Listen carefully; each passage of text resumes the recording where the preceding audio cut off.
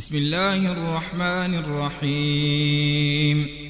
يا أيها الذين آمنوا استعينوا بالصبر والصلاة إن الله مع الصابرين.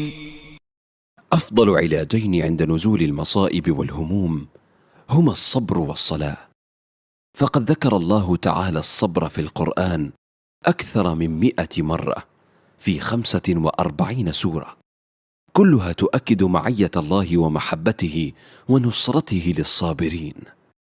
والصلاة التي أمرنا الله أن نستعين بها على كل شيء هي الصلاة الكاملة التي يكون فيها الخشوع وحضور القلب. وكان صلى الله عليه وسلم إذا حزبه أمر فزع إلى الصلاة. إذا حدثت لك ضائقة قم وصل ركعتين وادع الله بحاجتك بعد الصلاة، وإذا كان الدعاء ففي السجود، فإن أقرب ما يكون العبد من الله وهو ساجد.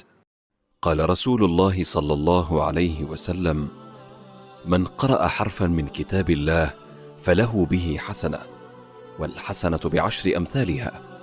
لا أقول ألف لام ميم حرف، ولكن ألف حرف ولام حرف وميم حرف.